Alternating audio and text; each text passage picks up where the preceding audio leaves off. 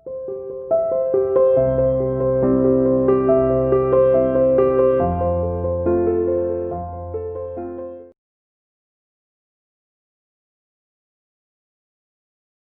Students, welcome to CR international school online classes class 7 subject Hindi. आज बेटा हम अपनी हिंदी की क्लास में हमारी महाभारत का चैप्टर नंबर 23 विराट का भ्रम। भ्रम क्या होते हैं? संदेह, डाउट जो होता है वो। ठीक है कि ये चैप्टर का नाम है विराट का भ्रम। इसके बारे में आज पढ़ेंगे, यानी कि जो राजा विराट जो थे, जहाँ पर पांडव छुपे हुए थे, जिस राजा के राज्य में, उसका नाम था विराट। ठीक है, तो उनको क्या संदेह हुआ, क्या भ्रम हुआ, वो इस चैप्टर में आज हम पढ़ेंगे। ठीक है, चलिए देखिए। त्रिगर्त राजा सुशर्मा पर विजय प्राप्त करके राजा विराट नगर में वापस आए। अब जो है किसने? विराट राजा ने किस पर विजय पाई? सुशर्मा राजा पर। ठीक है, आए तो पुरवासियों ने उनका धूमधाम से स्वागत किया। अंतःपुर में राजकुमार उत्तर को न पाकर राजा ने पूछताछ की तो स्त्रियों ने बड़े उत्साह के साथ बताया, कुमार कौरवों से लड़ने गए हैं।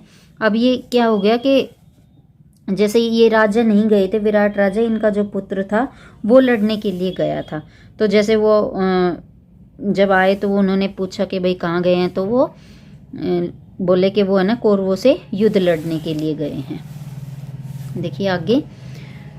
राजा यह सुनकर एकदम चौंक उठे। उनके विशेष पूछने पर स्त्रियों ने कौरवों के आक्रमण आदि का सारा हाल सुनाया।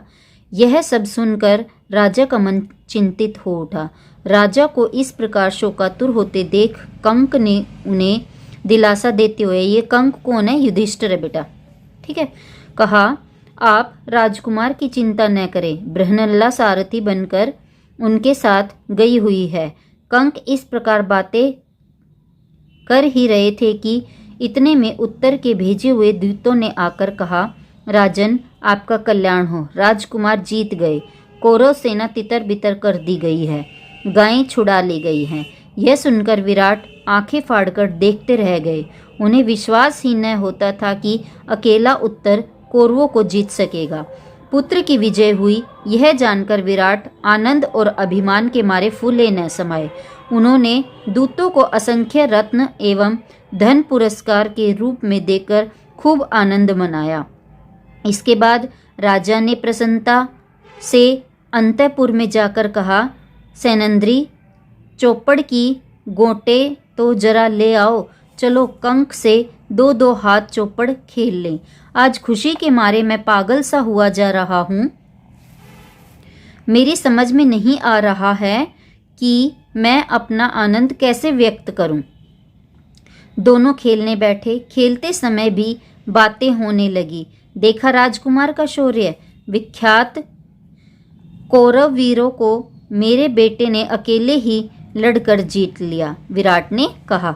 अब इस विराट को तो ये नहीं पता था ना कि ये विराट कौन थे? जो उत्तर राजकुमार थे, उनके पिता थे, जहाँ पर जो है हमारे पांडव जो है छुप कर रह रहे थे अपने अज्ञातवास को पूरा करने के लिए। ठीक है, तो विराट को पता भी नहीं था, और जो है उनका बेटा जो उत्तर था वो इसको अर्जुन को, जो सैनिंद्री बना हुआ था, नकुल, सहदेव और भीम को लेकर जो है कौरवों की तरफ चला गया युद्ध लड़ने।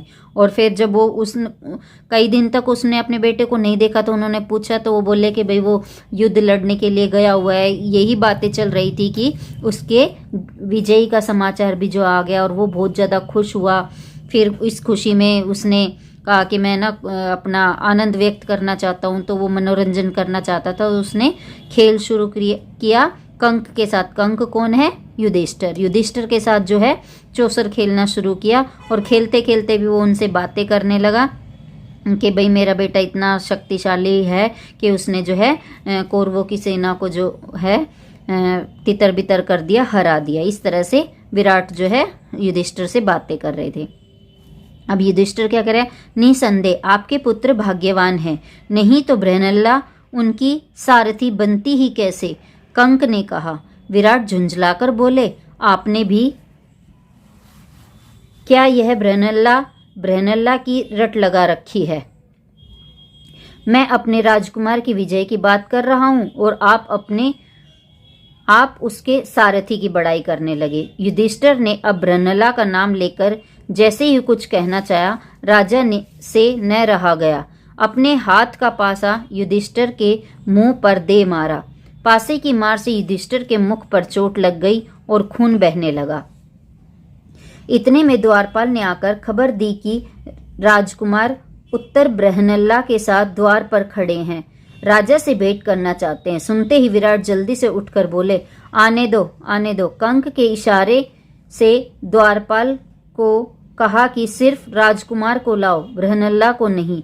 युधिष्ठिर को भय था कि कहीं राजा के हाथों उनको जो चोट लगी है उसे देखकर अर्जुन गुस्से में कोई गड़बड़ी न कर दे। यही सोच उन्होंने द्वारपाल को ऐसा आदेश दिया। अब क्या था, जब वो जो अर्जुन जो बृहन्नला बने हुए थे वो विराट राजा का बेटा उत्तर जो है विजयी होकर जो है आए थे, तो द्वारपाल अंदर आए कि भाई वो आ गए हैं। तो जो युधिष्ठिर थे, जो कंक के रूप में यहाँ राजा के साथ रहते थे, उन्होंने ये कहा कि भाई सिर्फ राजकुमार को ही अंदर आने देना, जो उसकी सारथी जो बृहन्नला है उसको अंदर मत आने देना। इसका रीज़न क्या था कि उन्होंने क्यों मना कर दिया? क्योंकि जब वो राजा विराट और युधिष्ठिर यानी कि कंक और राजा विराट जो खेल रहे थे, गुस्से में उन्होंने उस चौसर की गोटी युधिष्ठिर के मुंह पर दे मारी थी, कंक के मुंह पर, तो उस गोटी से उनको चोट लगी थी और खून आ गया था। तो अर्जुन ये सब तो आपस में जानते थे कि भाई ये कौन है, ये कौन है। तो युधिष्ठिर को डर था कि कहीं वो मेरी चोट देखकर गुस्से में राजा से कुछ ना कह दे या कुछ उल्टा सीधा ना कर दे, इसलिए उन्होंने अर्जुन को बाहर ही छोड़ दिया जो बृहन्नला के रूप में थे। ठीक है, आगे देखिए। यही सोचकर उन्होंने द्वारपाल को ऐसा आदेश दिया। राजकुमार उत्तर ने प्रवेश करके पहले अपने पिता को नमस्कार किया, फिर वह कंक को प्रणाम करना ही चाहता था कि उनके मुख से खून बहता देखकर चकित रह गया। उसे अर्जुन से मालूम हो चुका था कि कंक तो असल में युधिष्ठिर ही है। उसने पूछा, पिताजी इनको किसने यह पीड़ा पहुंचाई? विराट ने कहा, बेटा क्रोध में मैंने चौपड़ के पास से फेंक मारे। क्यों, तुम उदास क्यों हो गए? पिता की बात सुनकर उत्तर कांप गया। विराट कुछ समझ ही न सके कि क्या बात है। उत्तर ने आग्रह किया तो उन्होंने कंक के पांव पकड़कर क्षमा याचना की। इसके बाद उत्तर को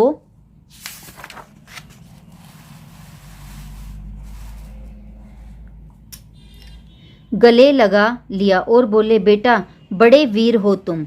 उत्तर ने कहा, पिताजी मैंने कोई सेना नहीं हराई, मैं तो लड़ा भी नहीं। बड़ी उत्कंठा के साथ राजा ने पूछा, कौन था वह वीर, कहाँ है वह, बुला लाओ उसे। राजकुमार ने कहा, पिताजी मेरा विश्वास है कि आज या कल वह अवश्य प्रकट होंगे। थोड़ी देर तक तो पांडवों ने सोचा कि अब ज़्यादा विवाद करना और अपने को छिपाए रखना ठीक नहीं है। यह सोचकर अर्जुन ने पहले विराट को और बाद में सारी सभा को अपना असली परिचय दे दिया। लोगों के आश्चर्य और आनंद का ठिकाना न रहा। सभा में कोलाहल मच गया। राजा विराट का हृदय कृतज्ञता, आनंद और आश्चर्य से तरंगित हो उठा। विराट ने कुछ सोचने के बाद अर्जुन से आग्रह किया कि आप राजकन्या उत्तरा से विवाह कर ले। अर्जुन ने कहा, राजन आपकी कन्या को मैं नाच और गाना सिखा रहा हूँ, मेरे लिए वह बेटी के समान है। इस कारण यह उचित नहीं है कि मैं उसके साथ ब्याह करूँ। हाँ, यदि आपकी इच्छा हो तो मेरे पुत्र अभिमन्यु के साथ उसका विवाह हो जाए। राजा विराट ने यह बात मान ली।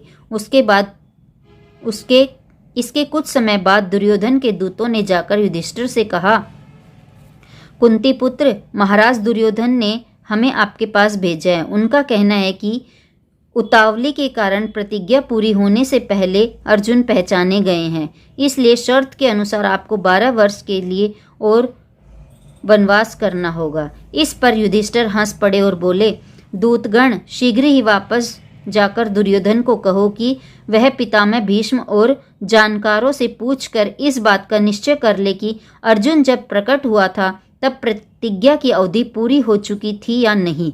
मेरा यह दावा है कि 13वां बरस पूरा होने के बाद ही अर्जुन ने धनुष की टंकार की थी। अब इस चैप्टर में क्या था बेटा कि जो पांडव जहाँ पर छुपे हुए थे उनकी तरफ से जो है पांडव कौरवों से लड़े और जीत भी गए। और तो दुर्योधन को इस बात का नहीं पता था कि जब अर्जुन ने युद्ध में एंट्री करी थी तो अपनी धनुष की टंकार करी थी सबसे पहले। तो जो इनके कौरवों के जो बुजुर्ग थे द्रोणाचार्य वगैरह, इन्होंने तो सबने देख लिया था कि उनकी जो अज्ञातवास की अवधि थी पूरी हो गई है, तभी अर्जुन ने भाई सबके सामने आने का साहस दिखाया, नहीं तो वो छुपे ही रहते। अपना इतना लंबा जो समय है वनवास का अज्ञातवास का मिलाकर जो 13 वर्ष थे वो दोबारा थोड़ी ना करना चाहेंगे। उनको भी पता था कि अवधि पूरी हो गई है, तभी तो वो अपने आप को शो करना चाह रहे थे कौरवों के आगे।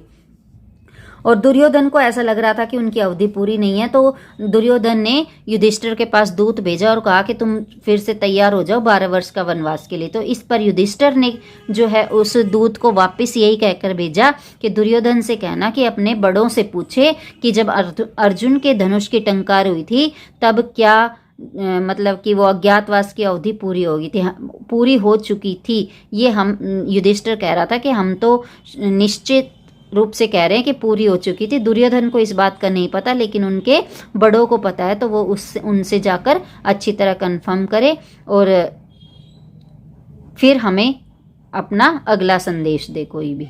इस तरह से इस चैप्टर में ये था। तो ये इसमें क्या था, विराट का भ्रम, कि इसमें विराट का भ्रम कैसे इस चैप्टर का नाम है कि विराट को तो ये संदेह था ना कि भाई मेरे बेटे ने कौरवों की सेना को हटाया, तो उनका भ्रम जो है दूर हो गया। पांडव लोगों की सहायता से ही जो है कौरव हारे थे। ठीक है, ये इस चैप्टर में था। अगली क्लास में हम इस चैप्टर के शब्दार्थ और प्रश्न उत्तर के साथ मिलेंगे। तब तक के लिए bye, have a nice day.